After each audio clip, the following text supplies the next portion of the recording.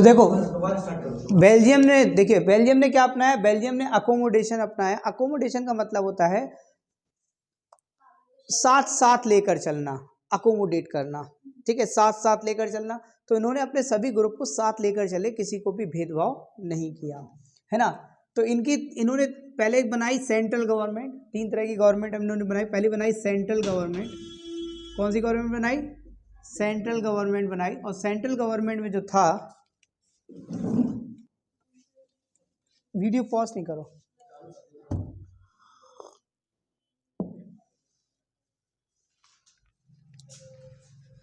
तो central government बनाई। Central government जैसा कि आपको पता है कि 59% डच थे, है ना, जो कि फ्लैमिश रीजन में रहते थे, और 40% आपके कौन थे, फ्रेंच थे, जो वेलोनिया रीजन में रहते थे। तो सेंट्रल गवर्नमेंट यानी कि जो पूरे देश के लिए होती है ना, तो इन सेंट्रल गवर्नमेंट क्या किया, equal power was given to French and whom, Dutch। Central government में ऐसा किया, ठीक है। साथ ही साथ स्टेट गवर्नमेंट में भी यही किया गया। एक बनाई इन्होंने state government. In state government also power was given equally to French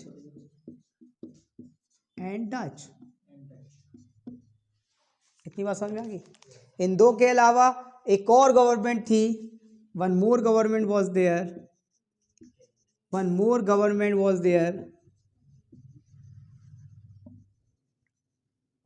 वो जो की थी फॉर द कैपिटल, और इसकी कैपिटल क्या थी, ब्रुसेल्स। तो कहाँ की थी, ब्रुसेल्स। अब देखिए ब्रुसेल्स में कौन ज़्यादा थे, ब्रुसेल्स में आपके फ्रेंच ज़्यादा थे 80%। यहाँ भी इक्वल रिप्रेजेंटेशन दिया गया, equal representation was given to French and Dutch। देखिए सेंट्रल गवर्नमेंट में भी इक्वल रिप्रेजेंटेशन था, स्टेट गवर्नमेंट में भी इक्वल रिप्रेजेंटेशन था, और ब्रुसेल्स में भी था। तो सेंटर यानी कि जो देश में स्थिति क्या थी, डच ज़्यादा थे, फ्रेंच कम थे, वहाँ पे डच मान गए, ठीक है भाई, इक्वल रिप्रेजेंटेशन ले रहे हैं। और यहाँ पर क्या था, यहाँ पर फ्रेंच मान गए कि भाई आप ज़्यादा है, फिर भी हम इक्वल रिप्रेजेंटेशन एक्सेप्ट किए ले रहे हैं, ठीक है। आगे देखो, तो इन स्टेट गवर्नमेंट क्या था कि in state government many of the powers were given to state government, और वो पावर परमानेंट दे दी गई थी, उन पर सेंटर का कोई कंट्रोल नहीं था। तो पावर किसको दे दी गई थी, सेंट्रल गवर्नमेंट से खींच के इनको दे दी गई। तो जब ये पावर इनको दे दी गई तो ये कहीं से भी इन पर निर्भर नहीं रह गए कि सेंट्रल गवर्नमेंट डिसीजन लेगी तभी हम डिसीजन ले पाएंगे। तो ये they were not subordinate to central government, autonomous body बन गए। ऑटोनोमस बॉडी वो होती है जो स्वतंत्र होती है अपने डिसीजन लेने के लिए, ठीक है। तो अभी अगले चैप्टर में हम ये बात पढ़ेंगे कि किस तरह की गवर्नमेंट वो हो जाती है, ठीक है। फेडरलिज्म में पढ़ेंगे, कमिंग टुगेदर और होल्डिंग टुगेदर, तब ये बात और क्लियर हो जाएगी। तो क्या था, पावर्स वर गिवन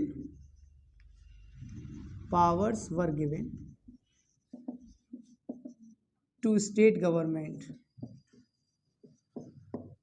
जिन पर कोई कंट्रोल नहीं था, which were not controlled by किसके द्वारा, सेंट्रल। तो ये 3 आपने गवर्नमेंट देख ली। इन 3 के अलावा एक और गवर्नमेंट थी, वो कौन सी थी, हाँ, एक और गवर्नमेंट थी, जो कौन सी थी, कम्युनिटी गवर्नमेंट थी। कम्युनिटी जैसा कि दिख ही रहा है, समुदाय से रिलेटेड, है ना। जो लैंग्वेज से रिलेटेड जो डिसीजन होंगे वो कौन लेगा, वो कम्युनिटी गवर्नमेंट लेगी, ठीक है। तो देखो, तो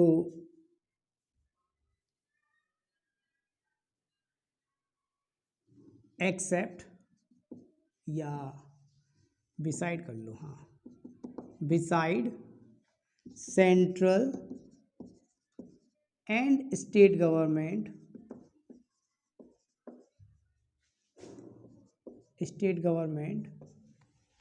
there was one more government that was क्या थी, that was community government.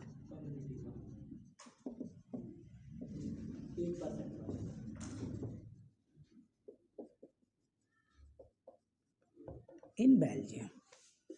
तो इन्होंने किसी को भी अलग नहीं रखा, 1% जो जर्मन थे उनको भी अलग नहीं रखा, उनको भी इन्होंने सम्मिलित किया, उनको भी देश का बराबर का हिस्सेदार उन्होंने माना। जब सबको बराबर का हिस्सेदार माना, सबको बराबर की पावर दी, तो लड़ाई झगड़े की कोई बात ही नहीं रह गई। श्रीलंका ने ऐसा नहीं किया, तो श्रीलंका में हो गई सिविल वॉर। ठीक है ना। तो this government was elected by one language community. Community government को कौन चुनेगा? वन लैंग्वेज कम्युनिटी, है ना।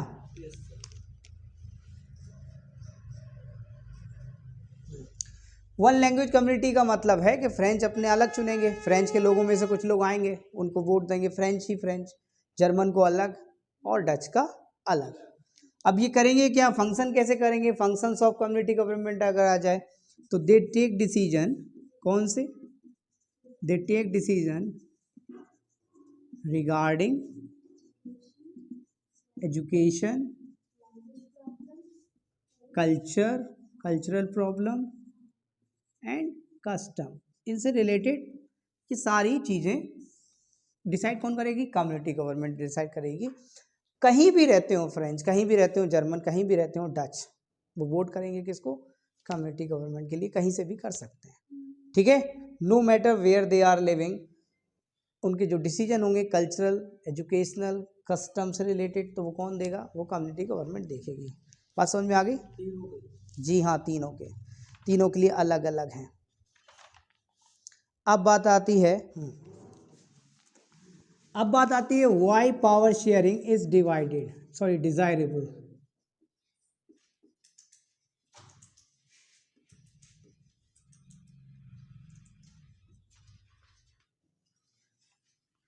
पावर शेयरिंग डिजायरेबल क्यों है?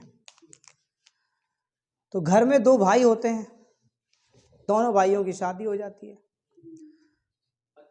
तो उनके जो पिताजी होते हैं लड़कों के, वो क्या करते हैं कि भाई बर्तन ना खटके, है ना, लाठी ना चटके, तो पावर को शेयर कर देते हैं कि तुम्हारी इस किचन में पावर है, और रामलाल तुम्हारी इस किचन में पावर है, और हरीलाल तुम्हारी इस किचन में पावर है, तुम्हारी बहू जा में खाना बने, तुम्हारी बहू जा में खाना। ठीक है ना। पैसा भी हम लाके आधा आधा दे दिया करेंगे, आप अपना खर्चा चलाइए। आप भारत में ऐसा है, विदेशों में तो अपना खुद कमाते हैं। तो फिर उस घर में लड़ाइयाँ कम होती हैं, है ना। ये क्यों किया? लड़ाई से बचने के लिए, है ना। ऐसे ही समाज, जैसे कि आपके यहाँ भेदभाव हैं, जहाँ भी दो लोग होंगे वहाँ भेदभाव बहुत होंगे। तो भारत एक बहुत ही वैरायटी, है ना। India is a diverse country, diversified, highly diversified. तो इस डाइवर्सिटी में विविधता बहुत है, वैरायटी बहुत है। वैरायटी है तो विविधता है। देखिए, भाषा के आधार पर कल्चर, खाना, सब कुछ अलग अलग है, रिलीजन, हर चीज़ अलग अलग है। तो सबको पावर दी जाए तो लड़ाई नहीं होगी। सबको ये लगे कि हम में भी भैया कुछ पावर दी गई है तो हम खुश हैं, कोई दिक्कत वाली बात नहीं है। तो भाई सीधी सी बात है, पावर शेयरिंग इज गुड। सबसे पहला पॉइंट हो जाएगा, power sharing is good because, क्या करते हैं? Because it reduces conflicts. Conflicts का मतलब जो भेदभाव होते हैं उनको ये रिड्यूस कर देता है। रिड्यूस का मतलब कम, घटा देता है। लेकिन हमारे यहाँ राजनीति कुछ इस प्रकार की, ये कॉन्फ्लिक्ट बढ़ाए जाते हैं ताकि वोट अलग अलग हो जाए। ये गलत है। That is wrong, very wrong. ठीक है, मोरालिटी गिर रही है। क्या गिर रही है? मोरालिटी, नैतिकता खत्म हो रही है लोगों में। बस कैसे भी हमको पावर मिल जाए। तो पावर शेयरिंग अच्छी होती है ताकि ये रिड्यूस करे कॉन्फ्लिक्ट को। कैसे? मान लो इंडिया में तमिल्स रहते हैं, इंडिया में तेलुगु रहते हैं, इंडिया में हिंदी भाषी लोग रहते हैं, बंगाली है ना, Kannada, Malayalam, Oriya, there are lot, बहुत ज़्यादा डाइवर्सिटी है। श्रीलंका की तरह मान लो इंडिया में हो जाए कि हिंदी भाषी लोग ही, अब चूंकि दिल्ली हिंदी भाषी क्षेत्र में आती है, और दिल्ली में बैठे हुए लोग ये कल डिसाइड कर दें कि हिंदी भाषा हमारी ऑफिशियल लैंग्वेज हो जाएगी, सारे काम आपको हिंदी में ही करने होंगे, एजुकेशन हिंदी में ही दी जाएगी, हिंदी आती है तो आपको प्राथमिकता है जॉब्स में, अदरवाइज नहीं है। तो फिर तमिल, तेलुगु, उड़िया, मलयालम, कन्नड़, ये कहाँ जाएंगे? ये तो बड़े बड़े स्टेट हैं, और ये इतने बड़े बड़े स्टेट हैं कि विश्व में कई देश उनके बराबर नहीं है। तो लड़ाई हो जाएगी। कोई अपना कल्चर नहीं छोड़ सकता, है ना भाई। उनके कल्चर को भी महत्व देना चाहिए अगर आपको साथ रहना है ना। जैसे घर में कब लड़ाई होती है? जब आप किसी को महत्व नहीं देते। महत्व सबको दो, लड़ाई नहीं होती। तो बस महत्व सबको देना है, इसलिए पावर शेयरिंग कर ली तो हमारा क्या हो गया? कॉन्फ्लिक्ट्स खत्म। भाई आपको तमिल में पढ़ना है, तमिल में पढ़ लो, आपको तेलुगु में पढ़ना है, तेलुगु में पढ़ लो, आपको कन्नड़ में पढ़ना है, मलयालम में पढ़ना है, किसी में भी पढ़ना है आप पढ़ लो। शेड्यूल लैंग्वेज 21 अभी आएगा आगे।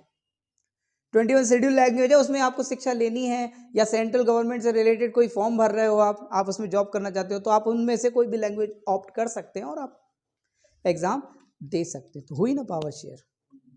और इसकी वजह से क्या हुआ? कॉन्फ्लिक्ट से बच गए कि नहीं बच गए? तो इस तरह से, ठीक है।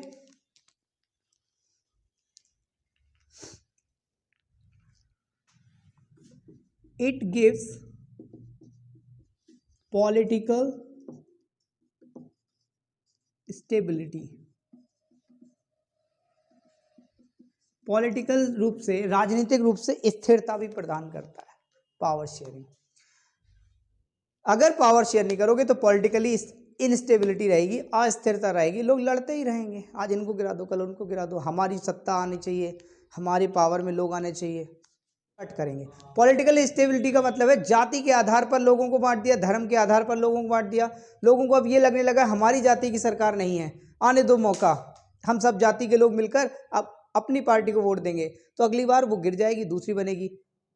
तो इनस्टेबिलिटी बहुत मैटर करती है। अगर स्टेबिलिटी होगी, चाइना में पॉलिटिकल स्टेबिलिटी है, इसीलिए कंपनियां, एमएनसीज वहां पे अपना काम डालती है, क्योंकि सरकार के डिसीजन एक होंगे। यहाँ पे मान लो 5 साल बाद सरकार बदल गई, तो कंपनियों को ये लगता है कि नई सरकार आके अपने डिसीजन फिर से बनाएगी, हमें फिर से ABCD पढ़नी पड़ेगी, और या उस सरकार से नहीं बनी, उसने हमें, जैसा कि सिंगूर में हुआ था वेस्ट बंगाल में, टाटा नैनो की कंपनी हटानी पड़ी। सिंगूर में वेस्ट बंगाल में हुआ था, ममता बनर्जी की जब सरकार आई थी। तो इन सब से बचने के लिए वो ऐसे देश में जाते हैं जहां पर पॉलिटिकल स्थिरता हो। चाइना और भारत पोटेंशियल है, लेबर है, चीप लेबर भी उपलब्ध है, हर चीज उपलब्ध है, बट पॉलिटिकल स्टेबिलिटी चाइना में ज्यादा है, वहां एक ही पार्टी का शासन रहता है, इसलिए वो वहां चले गए। कहीं ना कहीं ये कारण है। ये एक ऑटोक्रेसी का मान लो फायदा भी है। हर कॉइन के किसी भी कोई भी चीज कभी भी 100% रॉन्ग हो ही नहीं सकती। 100% रॉन्ग कुछ नहीं होता, 100% राइट भी कुछ नहीं होता। तो ये उनका क्या है? पॉजिटिव पार्ट है, ठीक है। इसके बाद नेक्स्ट जो पावर शेयरिंग का बहुत ही इंपॉर्टेंट पार्ट है, ये मैंने पहले भी देखिए क्या होता है कि पावर शेयरिंग जो है, power sharing is the spirit of democracy. Democracy है क्योंकि पावर शेयरिंग है, डेमोक्रेसी है क्योंकि पावर शेयरिंग है। डेमोक्रेसी क्या होती है? डेमोक्रेसी का मतलब होता है कि आपके देश का छोटे से छोटे स्तर का व्यक्ति देश के हाई लेवल पोस्ट तक पहुंच सके, यानी कि भारत का हाई लेवल क्या है? राष्ट्रपति, है ना। तो प्रेसिडेंट कोई भी बन सकता है। हमारे यहाँ प्रेसिडेंट हुए भी हैं, अब्दुल कलाम आज़ाद हुए हैं, अभी द्रौपदी मुर्मू हैं जो कि शेड्यूल्ड ट्राइब से आती हैं, इससे पहले रामनाथ कोविंद थे जो कि शेड्यूल कास्ट से आते थे। हमारे यहाँ एपीजे अब्दुल कलाम आजाद जी भी हुए हैं। तो किसी भी धर्म का, किसी भी जाति का, किसी भी समुदाय का व्यक्ति टॉप मोस्ट पोस्ट तक पहुंच सके, इसको डेमोक्रेसी कहते हैं। और ये कब होगा? ये तभी तो होगा जब हम किसी एक समुदाय को महत्व ना दें। श्रीलंका की तरह हम ऐसा नहीं कहते कि सिनाला ही टॉप मोस्ट पोस्ट तक पहुंच सकता है। वहां पे नहीं ऐसा हो सकता कि तमिल व्यक्ति प्रधानमंत्री बन जाए, वहां पे ऐसा नहीं है। उन्होंने अपने कॉन्स्टिट्यूशन में बदलाव करके ऐसा कर रखा है। तो यानी कि हमने सबको पावर दी है, सबको पावर दी है, तभी तो डेमोक्रेसी है। तो अब ये कैसे? वो अपने लीडर चुनते हैं, सब अपने अपने समुदाय से लीडर चुनते हैं और वो लीडर अपनी बात पहुंचाते हैं, यानी कि उनको भी सुना जाता है ना? सुना जाता है कि नहीं सुना जाता है? तो in a democracy all people are involving in, तो in a democracy all people are involving in decision making. कैसे भाई डिसीजन मेकिंग में? वो अपने रिप्रेजेंटेटिव चुनते हैं, उनको भेजते हैं संसद या असेंबली, और वहाँ पर वो उनकी बात रखी जाती है, उनकी बात भी सुनी जाती है। जब कोई लॉ बनता है तो हर व्यक्ति का विचार आता है वहाँ पे, और विचार कौन देता है? हमारे द्वारा चुने गए रिप्रेजेंटेटिव। क्योंकि भारत एक बहुत बड़ा देश है, हमारे यहाँ इनडायरेक्ट डेमोक्रेसी होती है। इनडायरेक्ट डेमोक्रेसी में क्या होता है कि हम लोगों को चुनकर भेजते हैं, वो हमारी बात रखते हैं। डायरेक्ट डेमोक्रेसी में क्या होता है कि डायरेक्ट लोग ही कोई डिसीजन मेकिंग में पार्टिसिपेट करते हैं, जैसे स्विट्जरलैंड में है। ठीक है, तो इसके बाद चलो, तो in power sharing people have right. तो वो अपनी राय देके क्या बताते हैं? पीपल हैव राइट, उनके पास अधिकार होते हैं to ask how do they govern.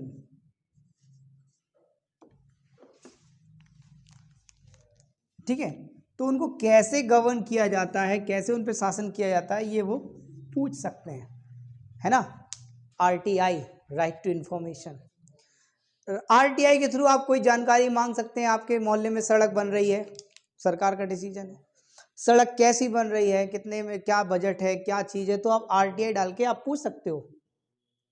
ठीक है, तो ये क्या है? आपको पावर दी गई है, सरकार ने अपनी कुछ पावर बांटी हुई है। ठीक है, तो इसको कहते हैं डेमोक्रेसी, इसको कहते हैं power sharing. I think you have understood. Thank you. क्या निकल के आया? Power sharing has two important reasons. तो इन रीजंस को हम डिवाइड कर देते हैं। एक हो जाता है प्रूडेंशियल रीजन। प्रूडेंशियल रीजन, कैसे सरकार क्या करेगी, शासन करेगी, है ना? तो प्रूडेंशियल रीजन में क्या है? पहला जो हमने बताया था, it reduces the social conflicts. तो देश में सोशल कॉन्फ्लिक्ट्स नहीं होंगे, है ना, तो देश सुचारू रूप से चल सकता है, आगे बढ़ सकता है। वरना धर्म से रिलेटेड, जाति से रिलेटेड ये मुद्दे सुलझाने में देश लगा रहेगा।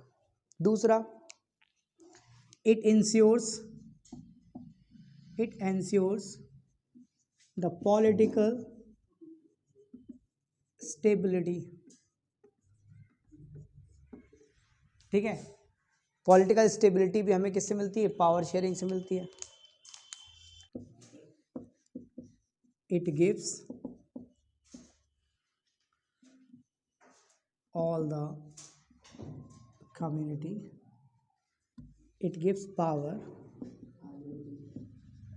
to all the community.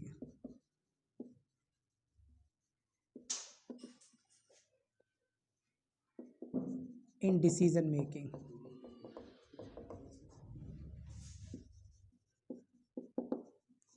और फिर आता है हमारा moral reason.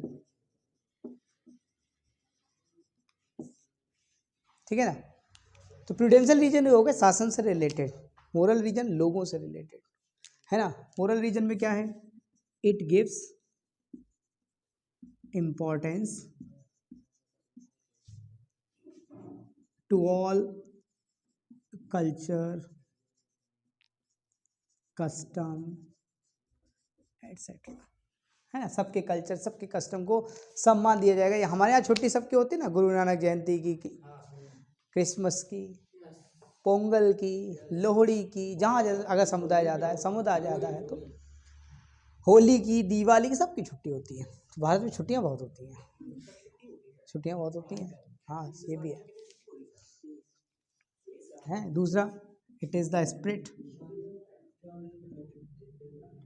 Spirit of democracy, ठीक है। That is the prudential and moral reason, understood. Good evening. तो आज हम करेंगे पावर शेयरिंग का आगे का भाग। ये कहता है forms of power sharing, forms of power sharing, यानी कि पावर किस तरह से शेयर की जाती है, इसको हमें देखना है, ठीक। फॉर्म्स ऑफ पावर शेयरिंग में जब हम देखेंगे तो यहाँ पर दो फॉर्म है मेनली, ठीक है। क्या होता है, एक हमारा कह देता है गवर्नमेंट के लिए हॉरिजॉन्टल पावर शेयरिंग,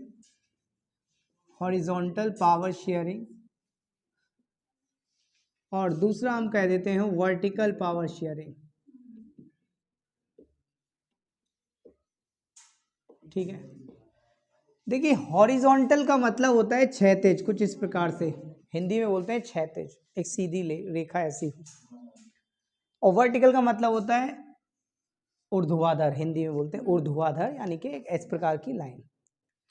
तो देखिए इस लाइन में कोई भी चीज अगर किसी रख दें तो सब समान लेवल पर होंगी, इसमें ऊपर नीचे होगा। तो बस हॉरिजॉन्टल ये नाम क्यों दिया गया, हॉरिजॉन्टल का मतलब है ऐसी पावर को शेयर करना, पावर को इस तरह से शेयर करना कि जिन लोगों के बीच में शेयर की जा रही है उनकी पावर एक जैसी रहे, कोई ये ना कहे हम तुमसे हायर हैं, हम ज़्यादा सीनियर हैं, वो नहीं। There is no senior no junior, है ना। वर्टिकल में क्या होगा, कम ज़्यादा पावर का खेल रहेगा, ठीक है। तो हॉरिजॉन्टल पावर शेयरिंग में सबसे पहले हमारा हॉरिजॉन्टल में तीन कौन कौन से आते हैं, देखिए भाई। जुडिशियरी में पावर शेयर की जाती है, ठीक है। लेजिस्लेटिव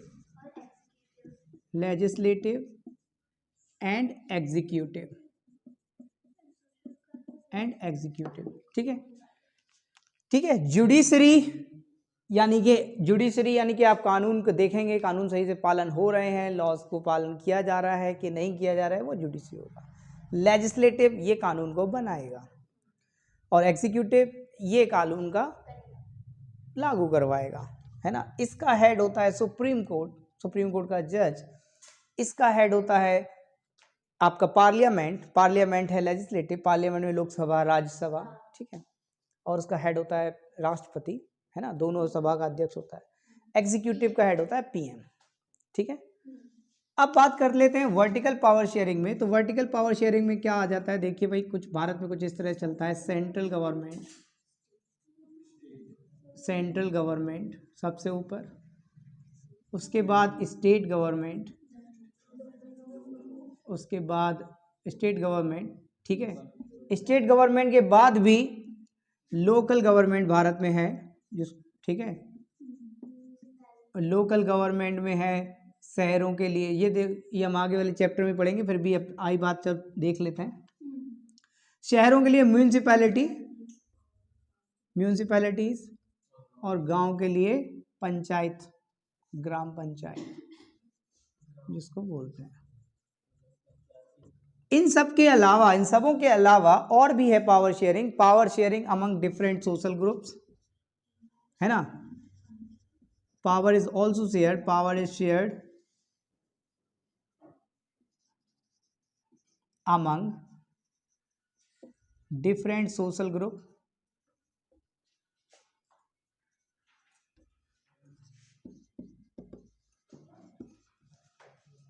अब इसको समझ लेते हैं पहले, फिर हम आगे लिखते हैं। और एक और है power is also given, power is shared in different pressure group,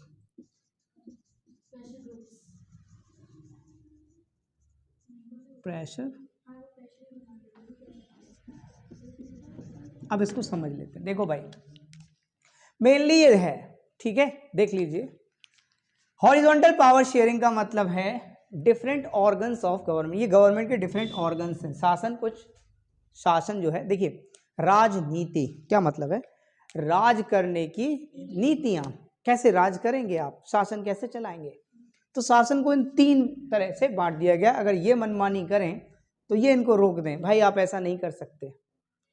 अगर ये मनमानी करें तो ये इनको रोक दें, आप ऐसा नहीं कर सकते। यानी कि ये क्या करते हैं, एक दूसरे के चेक करते हैं, है ना, चेक एंड करेक्ट, जिससे क्या रहे, बैलेंस शासन रहे। क्या रहे, बैलेंस शासन रहे। ये हैं क्या, ये हैं डिफरेंट ऑर्गन्स ऑफ गवर्नमेंट। क्या है ये, डिफरेंट ऑर्गन्स ऑफ गवर्नमेंट। जैसे ऑर्गन्स को ह्यूमन में लेके चलते हैं, ह्यूमन में डिफरेंट ऑर्गन होते हैं। किडनी काम कर रही, नहीं कर रही तो दूसरा काम बिगड़ जाएगा, बिगड़ जाएगा कि नहीं बिगड़ जाएगा।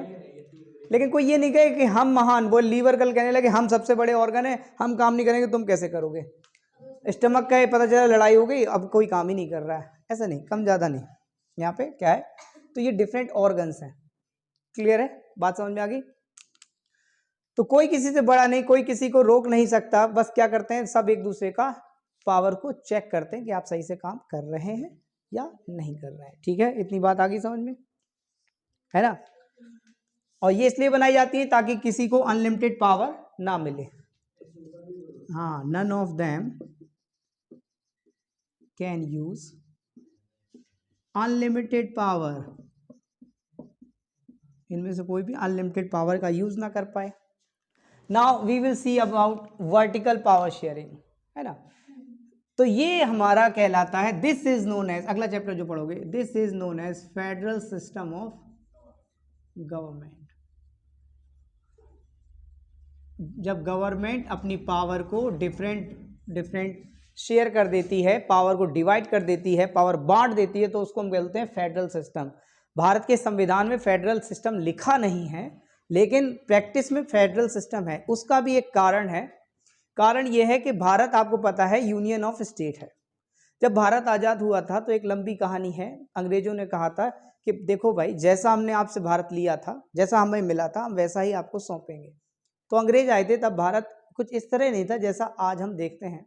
आज हम डिफरेंट स्टेट को देखते हैं भारत में, तब ऐसा नहीं था, राजशाही थी, मोनार्की थी, है ना। जूनागढ़, हैदराबाद, दिल्ली सल्तनत, कुछ इस तरह से भारत हुआ करता था। फिर बाद में भारत को जब एनेक्सेशन करने को जब जिम्मेवारी आई सरदार पटेल पर, तो एनेक्सेशन जब हुआ तो राजाओं की स्वीकृति के आधार पर राजाओं से ये कहा गया था कि आप फ्री रहना चाहें फ्री रहिए, आप भारत में मिलना चाहें भारत में मिलिए, आप पाकिस्तान में मिलना चाहें पाकिस्तान में मिलिए। तो मोस्टली भारत में मिल गए थे ईजिली। कुछ एक आध में 3 में प्रॉब्लम आई थी, जम्मू कश्मीर जिनमें एक था, जूनागढ़ एक था, हैदराबाद एक था, लेकिन बाद में ये समस्या भी सुलझा ली गई थी। जिस तरह से, वो लंबा किस्सा है, कभी किसी दिन चर्चा में चलाएंगे। कहने का मतलब आप इतना समझो कि राजाओं की स्वीकृति से मिलाए गए थे। अब अगर फेडरल सिस्टम लगा देते, फेडरल सिस्टम का मतलब संविधान में अगर लिख देते फेडरल सिस्टम है भारत में, तो स्टेट को पावर देनी पड़ती कि इस पावर में हम आपके कुछ भी हैंडल मतलब कंट्रोल नहीं करेंगे। तो ऐसा हो जाता, तो कल के दिन वो कहने लगते थोड़े दिन शासन बाद, हमें अकेले रहना है, हमारी खुद की पावर है। तो इसलिए ऐसा हुआ, इसलिए भारत के संविधान में ये चीज़ मेंशन नहीं की गई। दूसरी चीज़ आपने नोटिस की होगी, यूनियन टेरिटरीज क्यों बनाई जाती हैं। यूनियन टेरिटरीज इसलिए बनाई जाती हैं ताकि कल के दिन, अगर देखिए आप पुडुचेरी को पाएंगे तो अलग अलग 2 स्टेट में पुडुचेरी है, इसलिए कि अगर कल के दिन कहने लगे, आंध्रा कहने लगे हम अपना अलग देश बना के रहेंगे, भारत का हर स्टेट एक देश के बराबर तो है ही, तो सेंट्रल गवर्नमेंट के पास कहीं तो बेस होना चाहिए अपनी सेना उतारने के लिए। दैट्स वाई क्या मौजूद है वहां पर यूनियन। तो यूनियन टेरिटरीज इसलिए बनाई गई हैं ताकि सेंट्रल गवर्नमेंट अपनी अपनी सेनाओं को उतार सके, है ना। कभी कोई स्टेट जोश में आ जाए, हम तो भाई अपना अलग बनाएंगे, अलग देश, तो ऐसा इसलिए है। तो समझ में आ गया वर्टिकल पावर शेयरिंग, समझ में आ गया। इसके अलावा देखिए भारत बहुत बड़ा देश है, तो सेंट्रल गवर्नमेंट अकेले कंट्रोल नहीं कर सकती, तो उन्होंने स्टेट गवर्नमेंट बनाई। स्टेट गवर्नमेंट को पावर दी जाती है, खुद की पुलिस होती है, खुद का अलग लेजिस्लेटिव सिस्टम होता है, अलग टैक्सेस होते हैं, ये हम अगले चैप्टर में डिस्कस करेंगे। फिर लोकल लेवल पर भी गवर्नमेंट बनाई गई, इसको भी हम अगले चैप्टर में डिस्कस कर लेंगे। लोकल लेवल जो म्यूनसिपैलिटी शहरों में देखती है। फिर power shared among different social groups, जो श्रीलंका में हुआ वो यहाँ ना हो, ताकि सोशल ग्रुप्स को भी पावर दे दी गई। सामाजिक कार्यकर्ता होते हैं, बजरंग दल, लाइक हिंदू महासभा है ना, मुस्लिम लीग, ये पार्टीज हैं। ये कोई चुनाव नहीं लड़े, ना इनकी कोई गवर्नमेंट है, फिर भी इनके पास पावर है, इनके मुद्दे सुने जाते हैं, सरकार तक इनकी बात पहुंचती है। किसान मोर्चा, ये क्या है, प्रेशर ग्रुप है। जैसे किसान मोर्चा, अभी आपने देखा था किसान बिल आया था, तो किसान मोर्चा ने उस पर प्रेशर डाला गवर्नमेंट पे, तो बिल वापस हुआ। तो प्रेशर ग्रुप का मतलब जो सरकार की नीतियां बदलवाने में सक्षम होते हैं, ये प्रेशर डालते हैं, सरकार से कहते हैं कि किस तरह के आपको नियम बनाने हैं। नियम जब बनाए तो हमसे भी पूछें, नियम जो बनाए तो हमारा भी ये चीज आप लें। चाइना में जैसे नहीं, चाइना में एक बार डेमोक्रेसी की मांग हुई तो उन्होंने क्या किया, टैंक स्टार्ट किए, बोले आओ तुम्हें हम डेमोक्रेसी देते हैं। टैंक स्टार्ट किए, चढ़ा दिए, कुछ लोग मरे, खत्म हो गए, हो गया। बात न्यूज में बाहर नहीं आई, क्योंकि वहां एक्चुअली डेमोक्रेसी है ही नहीं। तो प्रेशर ग्रुप ये बात तय करते हैं कि आपको हम नीतियां जब बनाए तो हमारी भी चीजें क्या करें, सुने। So this type of power sharing, these are the forms of power sharing which is in your book. Understood? You can write na? Okay. सबको समझ में आ गया? All of you understand? Pressure group होते हैं कई फार्मर्स के, कई तरह के होते हैं, हर तरह के, जो सरकार पर प्रेशर बना सकते हैं। चलिए, तो इस तरह से आपका ये चैप्टर समाप्त होता है।